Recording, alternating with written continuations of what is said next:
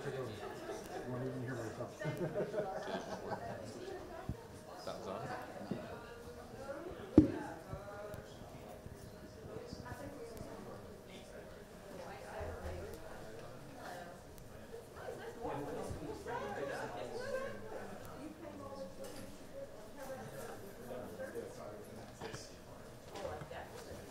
Oh man, I keep losing control over this.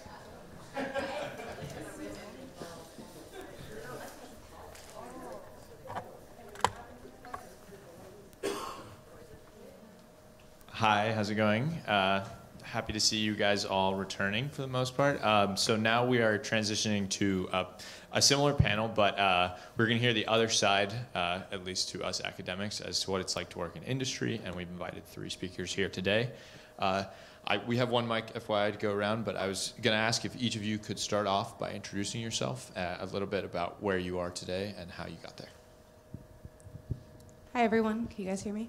My name is Nicole, and I am a scientist in discovery chemistry at Janssen. So I work in our drug discovery chemistry group. I do wet chemistry, so my background is in organic methodology development.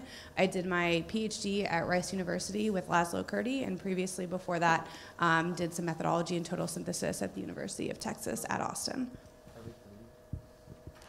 Hi, y'all. I know many of you. I'm Miriam. I'm a translational PK/PD scientist at Janssen, and I had just finished my PhD at UCSD, and I was at the Interfaces Symposium last year in your place, so it's good to be back.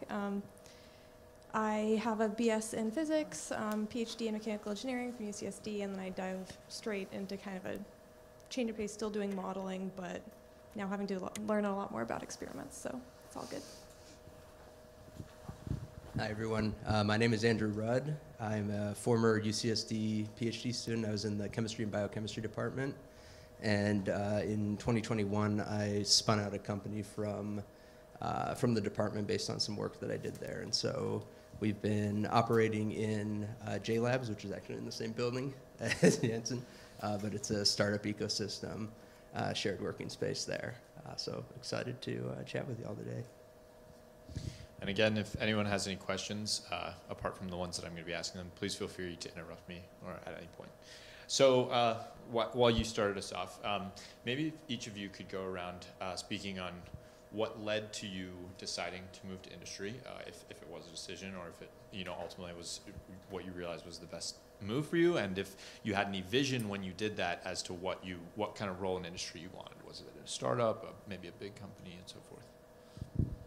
Yeah. So I mean, I think I'll tell my story, and I don't know if it answers that question specifically, but so in my case, I had the opportunity towards the end of my PhD. We'd found some really interesting chemistry that we felt had a lot of translational potential, and so went ahead and I founded a company around that.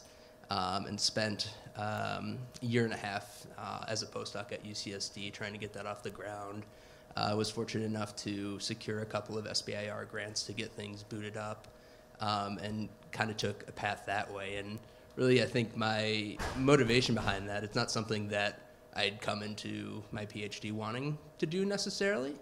I hadn't really thought about it, but I was kind of presented with what I thought was a very exciting opportunity to do something that would allow me to, really the only option for me to continue to push this technology forward, and really do something that seemed really exciting to me at that time. And so that was really the basis of my decision at that point. So I don't really know how to answer this question. I'm just going to tell the story, I guess, as well, of what happened and how I ended up. So I basically knew that there were industry jobs out there. I just didn't know what I was supposed to do. And I knew I was probably not going to be happy in academia. And so I said I may as well just start looking. And I had been told a lot that doing internships, like summer internships, was extremely beneficial. And so one came around and it said computational. And I said, okay, I'm going to apply. And so computational modeling. And so I did an internship at Pfizer. And it turned out I was like, okay, this is what I want to do. It's my skill set. I find it interesting. I then just looked up similar acronyms to the one that the internship I did, and found the position and chatted with the people, and they said computational modeling, and I went for it. Turns out the job I'm actually doing is a bit different, but I'm still very happy, and there's a lot of learning experiences. So kind of stumbled my way to a position, but I'm happy where I ended up. All right, I have a little bit of similar story. So doing organic chemistry methodology in academia, you see a lot of like short-term progress, right? You publish a method, complete a molecule, publish it, see it, in a journal. But I kind of always wanted to see a little bit, what happens next? How are people actually using the chemistry that we've worked on in real life applications? And I always, initially as an undergrad, I thought I kind of wanted to be pre-med and, have some kind of impact in healthcare. But as I got a little bit more focused into chemistry, I thought that was just kind of a good path, right, to see directly the applications of my chemistry in a way that would help treat patients. So that's a little bit about how I kind of lean towards pharmaceuticals. And just like Miriam, I also did an internship. So when I was a graduate student, I actually did an internship at Janssen with our discovery process research group. And so that was really beneficial to be able to like meet with a lot of the people that, you would collaborate with and kind of learn about how the environment is at the company. And so then when it was time for me to apply for jobs, they had an opening in just the discovery chemistry group, and I felt like that would be a really good fit for me to kind of look a little bit more in exploration of chemistry. And so that's kind of how I got my foot in the door in there a little bit. Thank you. While we're talking about it, if maybe you two, particularly who spoke last, could recall what were your sentiments at the time that you did these internships, particularly noticing the differences on how research operates in an industrial setting rather than the academic one you had just come from, perhaps. Yeah, so for me, it was a little bit interesting. So I actually did my internship with Janssen in the summer of 2020, right? So when COVID was the most, dominant, and we didn't know what was going on. So I was actually not allowed to come here to San Diego. So I was in Houston at my research lab at Rice University. And so what they were able to do is they put in a lot of effort to actually make it so I could still do chemistry, but not be in the labs here. So they shipped me chemicals, they shipped me a photoreactor, they shipped me a laptop. And basically what Janssen did is they paid my advisor a fee to rent out like my hood and all of my equipment, so that I technically only worked for Janssen, and I was not allowed to talk to him for 4 months, and that was awesome. I got to walk by his door every day, and he'd be like, oh, I want to talk to you about this for when you're done with your internship. I'm like, I am legally not allowed to speak to you about this. So I actually, it was a little different. I didn't get the feel for like how the lab facilities work completely in industry, but I still was able to attend all the group meetings and kind of collaborate with all of the different areas. And so you can learn a little bit. It's much more interdisciplinary, which I know is why a lot of you guys are here today. You don't just work with chemists, you work with biologists, you work with formulations group, you work with modeling. So you still learn a lot of kind of how that structures. And it's a lot more broad of an experience than just being in academia where you just sit at your bench and kind of 100% of your time is just focused on the chemistry, with the purpose of publishing a paper. So I really enjoyed that, being able to meet new people. And honestly, you learn so much information, just very quickly without even realizing it, just because you kind of have to, right? And so that was really nice. And I just kind of liked that feel of being able to kind of get involved in many different areas and being able to be both in the bench and then having a lot more like leadership roles, which, in grad school, you're usually a little bit more like independently working on projects or maybe just with 1 or 2 other people. It was really good to kind of collaborate and learn about that, so. So I guess I kind of forgot what the question was, but I'm just going to talk about the internship. Yeah, that's exactly what Okay. So again, I would recommend everyone do an internship. At first I said, my research will be on hold, and then I said, whatever, that's fine. Just go get experience. And for me, the biggest kind of difference that I saw was, in one part, it wasn't that different. I was still getting to do awesome computational models, like getting to build stuff, work with people, collaborate. I got to give input when, even for like fairly high important projects, like I was pleasantly surprised that it was similar to my academic experience. But then the big takeaway for me was I was doing something that had to have a decision at the end. Like in academia, I got to explore a lot of interesting questions, and it kind of was however far I wanted to take it. But in industry, it was like, okay, we're going to make a decision based on your model, and you better be as informed as possible on this because they will ask you questions, and then they will make a decision, go, no go, on something that could be quite significant. So I have to have all my ducks in a row. And so that was, to me, I'm not saying that doesn't take place in academia, but for industry, typically they're making a product, and I'm informing them on their process to make that product. And so that was a big takeaway, is I gotta, there's gonna be an end, and I have to be really highly informed on that end. I wanted to ask about this particularly. I don't know much myself, but from what I gather, and I think most PhDs share this, is that we sort of understand that in industry, like you said, it's not about knowledge as much as it is about product. And so this, is a very high level thing, but it also ultimately can discern this decision based, like what are we aiming for here, rather than just what can we publish. And perhaps you can elaborate on this and like what that really does to the whole environment. So I understand you've now spoken about what your part was, and like how this comes down to when people ask you, do I need to know all of these things, but how does that at a larger part as a system affect the research and the process? If you can speak on it, any of you. I think this probably would occur in maybe multiple environments.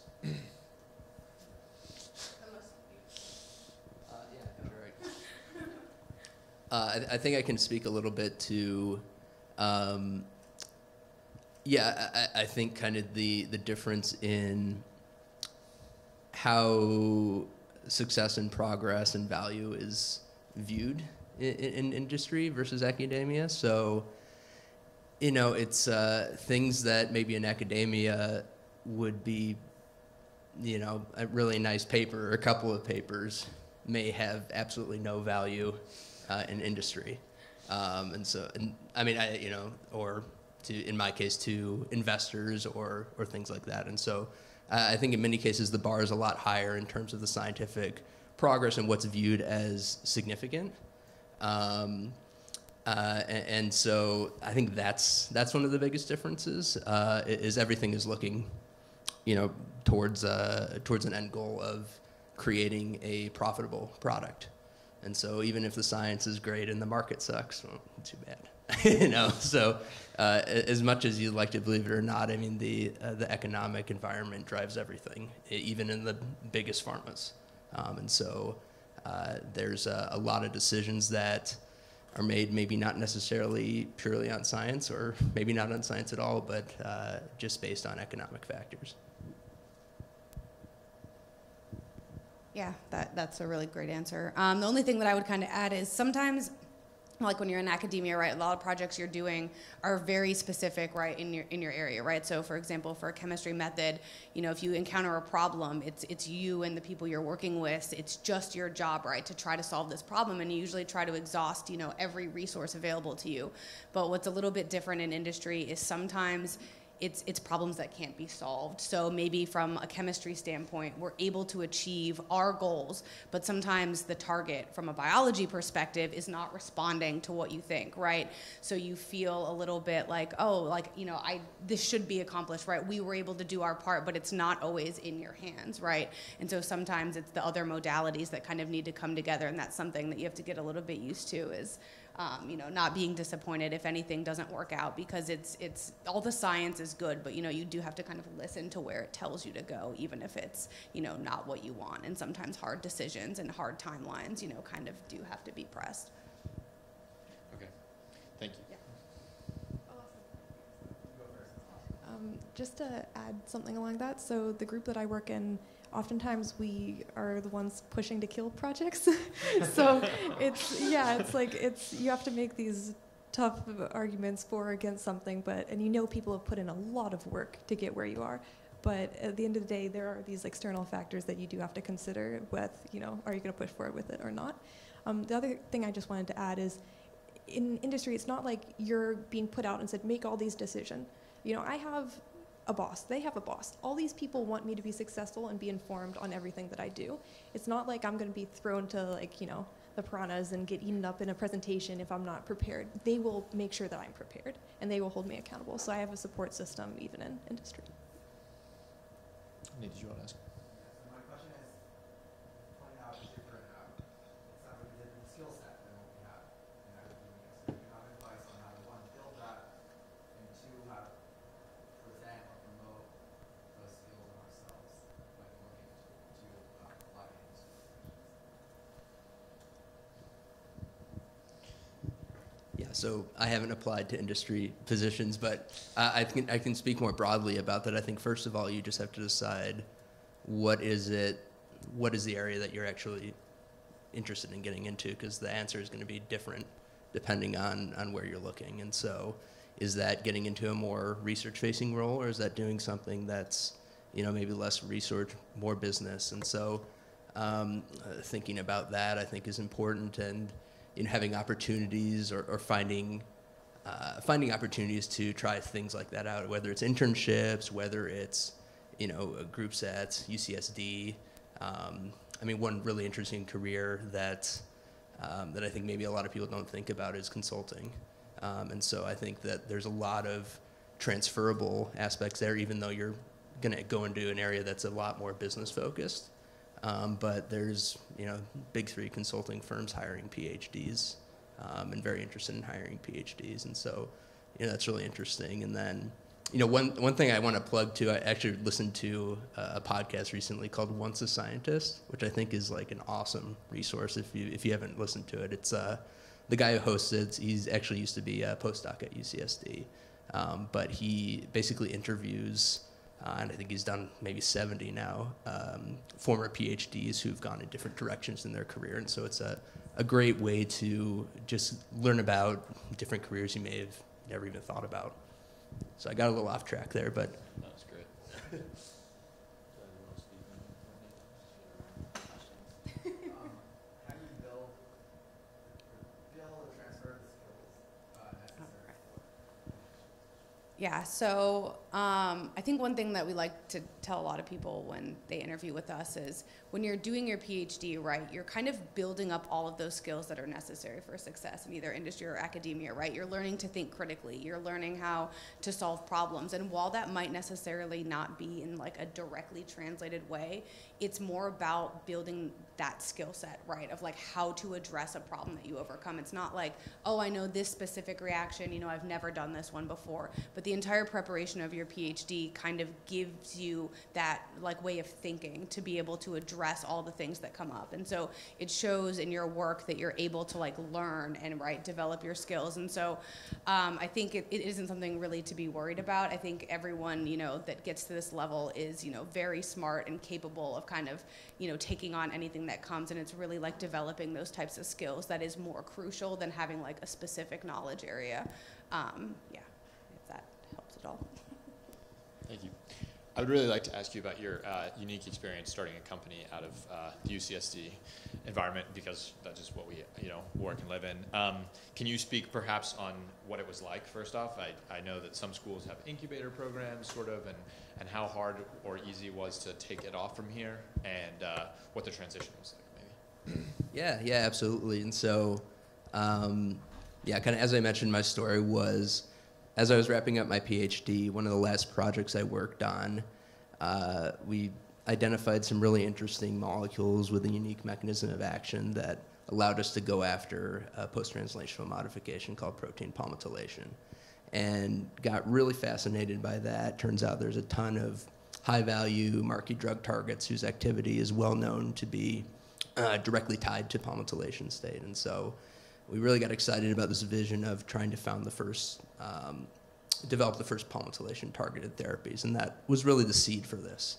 But we went into this knowing absolutely nothing about company building or anything like that. And so, had several conversations with some other professors who had been involved in spin-outs and things before, and incorporated the company and decided that, our best way to try and get this off the ground was to go after actually small business grants. So every major funding institute, NIH, NSF, et cetera, has money set aside that's specifically earmarked for SBIRs and STTRs, which are small business grants. And this is a way to bring in non-dilutive funding to your company and really de-risk the early stages of your technology. And so I was fortunate enough to be able to stay on as a postdoc for a little while, write these grants, try and push the tech forward, and was fortunate enough to secure a little over $1 million that way and get things off the ground. And that's, the timing was interesting because we got funded and were ready to roll in January 2021. So again, right in the middle of the pandemic. but we're still able to move into the JLab site, which is an incubator in San Diego that is really focused on providing like low upfront cost lab space for small companies. And one of the biggest issues you're running into is the high cost of overhead. You don't really have the funds to buy all the equipment and space and fume hoods, biological safety cabinets that you need. And so moved in there and have continued to kind of push that forward.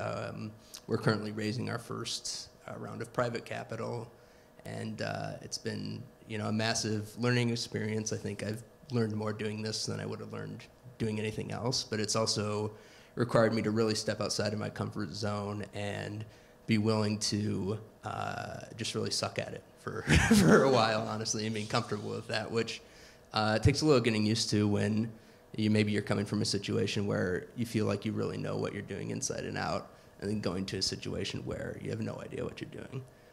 But it's been, an absolutely rewarding experience for sure. So hopefully that provides some insight. Definitely. Can I ask you specifically on those lines? Is writing an SBIR similar to writing an academic proposal? Like if you were going to the NIH, are they different? Yeah, they're very, so the research proposal portion is very, very similar. But I think the thing that I didn't realize going in is that that's only about half the work. When you submit a grant at the university, you have something called a grants office that does the other half of the work. But when you're your own company, you're your own grants office. And so you're involved in that whole portion of it as well. And that it takes a lot of getting used to, and there's just a lot of technicalities that you have to understand, certifications you have to set up, and then even outside of just standard, corporate operational stuff. And then the accounting side, FAR compliant accounting. If you want to have nightmares, look up FAR compliant accounting. All right, thank you. I'm going to ask you guys a totally different question now. If you could maybe speak on if you think that there are different skills or types of people even that succeed better in industry perhaps over academia, or if you see some sort of pivot between people that's once they come from grad school to working in industrial research to what allows them to be more successful, basically. Anyone to start? I don't know if I have an answer for you. Yeah. I'd have to make a lot of generalizations, and I'm not sure if I'm informed on that. I think I kind of want to go back to the question before of like, do you see skill sets in either? I think there can be a lot of crossover, like similarities between industry and academia. Mm-hmm. I think to be a little bit more nuanced, different types of industry, I think you'll get different people. So, for example, we're at one of the largest pharmaceutical companies in the world. Like, I'm a very small part of a very big machine. As opposed to being, one of the starters of a startup, And so I'm sure you have to wear many hats and learn a lot on the job. And yeah, I might have to learn a lot on the job, but at the same time, I need to be aware of like, how can I fit into the system that exists? And so I can still, try to do a lot of different things and learn, but at the same time, I need to know like how I fit into this existing system. And I don't know if I can make generalizations about academia industry. I'm sorry. I could try. I would just say, right, you do a little bit different things in academia, right? Like it's a lot of more time, right, writing grants, right?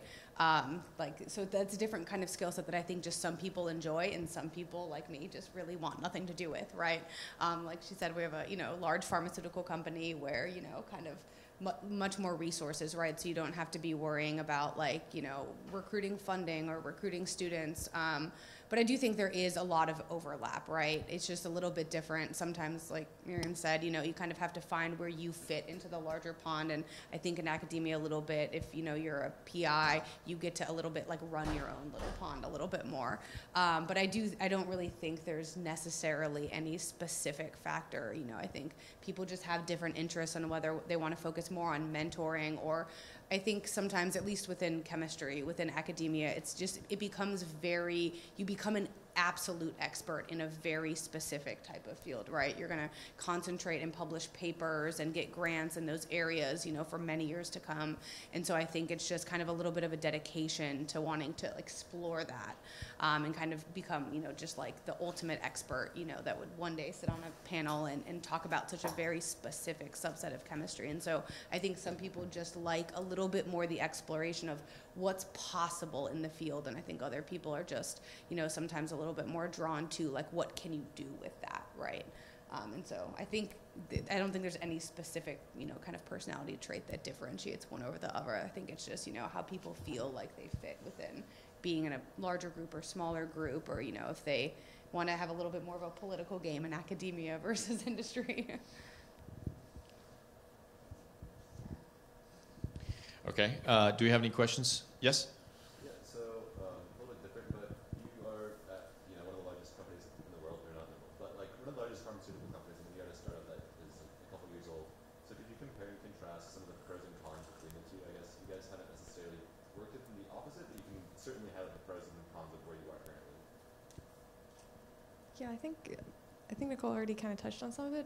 I don't have to worry about funding or organizing anything. Exactly. Like, my boss will tell me how much money I can spend on stuff, and that's how it goes. And so having all of that, I can just focus on the science. I can just do that. And, you know, that's really nice. In terms of, I don't know if I can speak of cons, I just think of pros. But, Yeah. So you know, I think that one of the cons of the small startup world is it's not, you know, it's you have less career stability by definition because you're operating on very short runways, meaning money you have until you run out of money.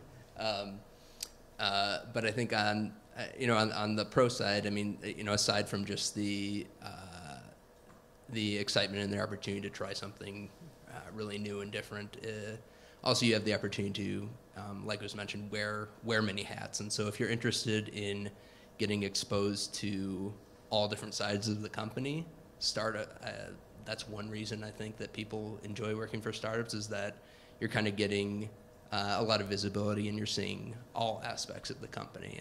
And yeah, it may be very dynamic and stressful at times, but also maybe you're gaining a broader understanding of generally how a biotech or a pharma company kind of runs. So I think that's one of the benefits for sure.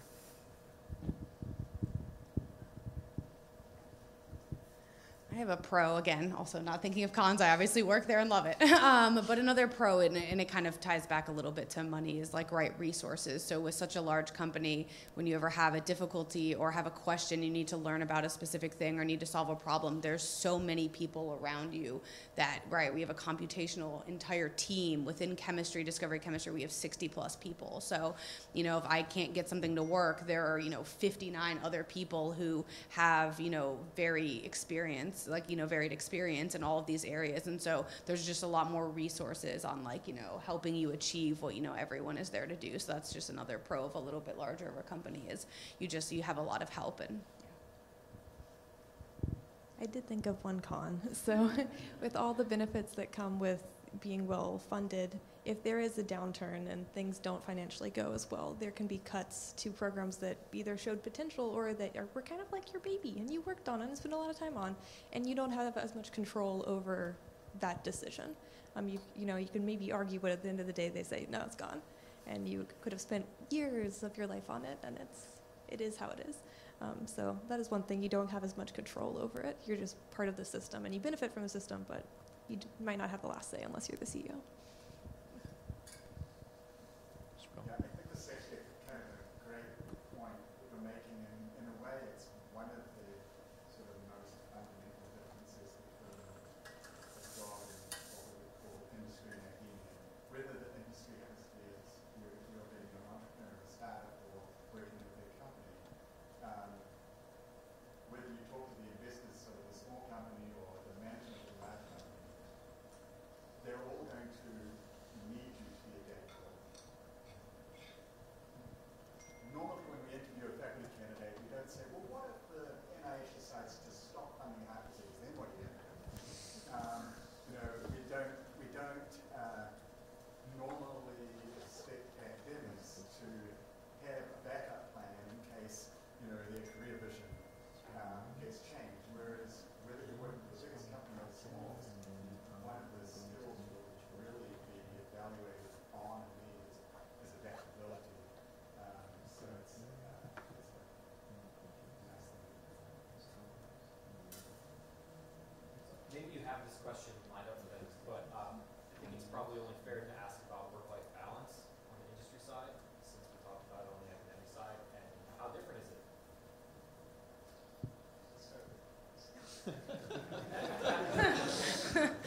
I would say, sorry.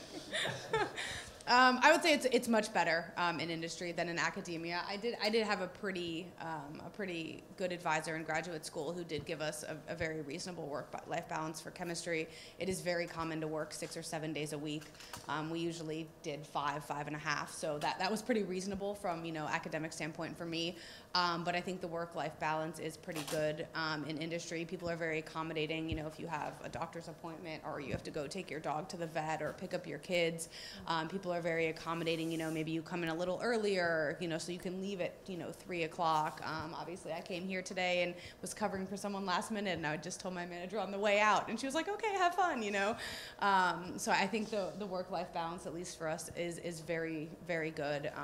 Obviously there are times when there are deadlines and things need to be done when there's decisions that are coming up, especially at the beginning and end of a quarter, and so things sometimes you might work a little overtime then, but it is not anyone every day telling you have to be in lab this many hours, or you didn't make enough compounds, or you need to go to more meetings. People, I think, are really kind of advocate for everyone to have a very healthy kind of work-life balance. So are you on average 40 hours a week, 9 to 5?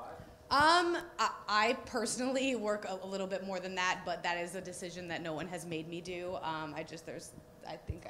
I like to be in lab, and I also like to do a lot of outreach things outside. Like we run a graduate research symposium, and so I organize that. But yeah, I would say on average, it's a very reasonable 40 hours, and you can kind of break that up with whatever fits your life, that you need, whether it be for your family or personal.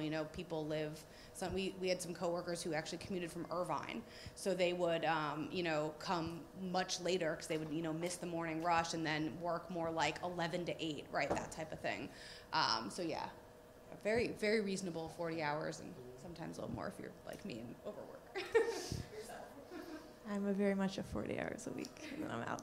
But that being said, again, my work is very cyclic. It has to do with where the programs are.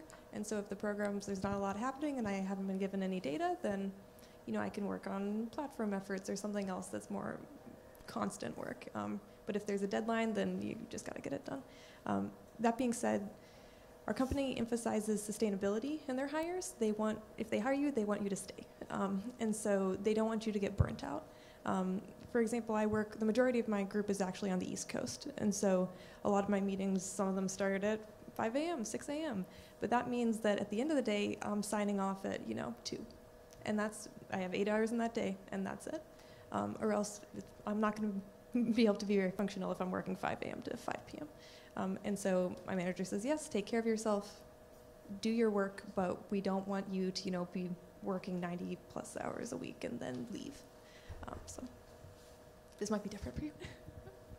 Yeah, I think it's cyclic as well. There's just periods of time where there's things that need to get done, and so there's a lot more hours that go into it. But, oftentimes it can feel like, hurry up and wait, where there's periods of just really intense work, got to get something out, got to get this due diligence done for an investor or whatever, and then you just kind of finish that, and you're like, okay, now I've got to reset and figure out what we're doing next. But yeah, I think above average hours, but I am also, I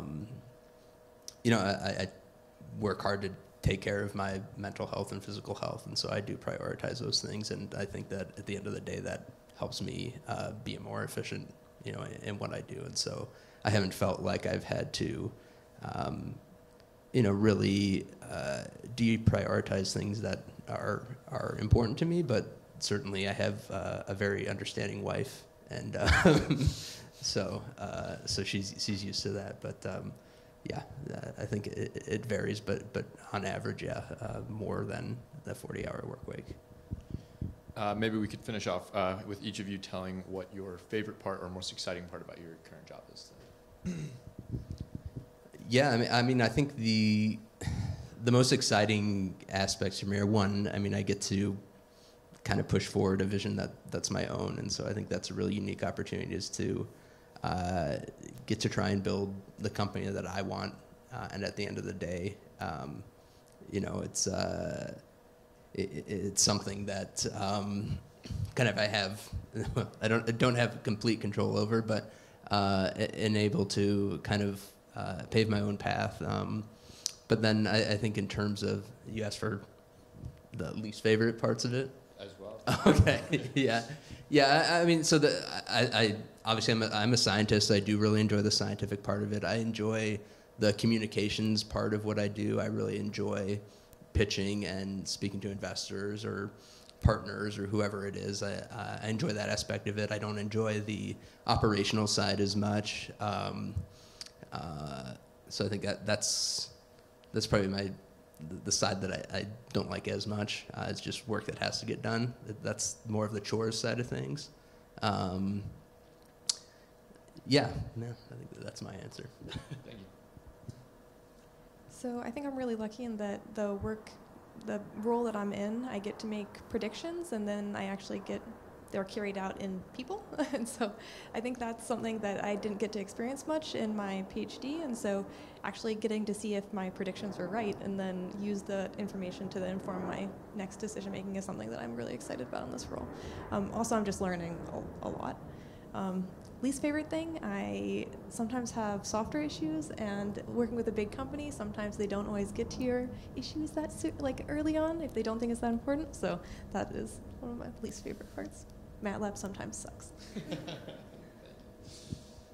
My favorite thing is kind of similar. I really enjoy designing compounds, getting in the lab, making them, and then waiting 1 to 2 weeks and getting our biology results, right? If you see a compound that you've put a lot of effort into, the design and the synthesis, and then see that it has good activity and, it followed what you expected, whatever trend you're looking for, that is honestly like the best feeling. And you're like, okay, I knew this was a good path. And that's when I tend to overwork myself a little bit, because I'm like, okay, I'm going to do 45 more of these. These looked great.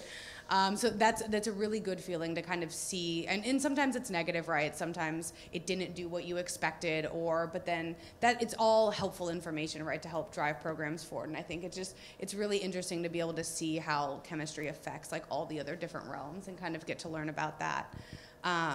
And then my least favorite thing, which also is probably a con that I just thought of for working for a big company, is kind of like the chores. The larger company, there are a little bit more rules and regulations that you have to follow. Our company is global, right? So we have dealing with international shipping laws, things like that. There's a little bit more paperwork and kind of like HR related trainings. I wish I could be doing science like 100% of the time. There's always kind of more chore things that kind of come up, and you just kind of have to get through them and then go back to doing what you love. Great, thank you. You guys all had very interesting things to say. Please join me in thanking our panelists here. And I believe we're going to take a 5-10 minute break and then start with another keynote talk. Yeah, 5-minute break while the next speaker gets that. Thank you all. Oh, perfect. It doesn't make a noise.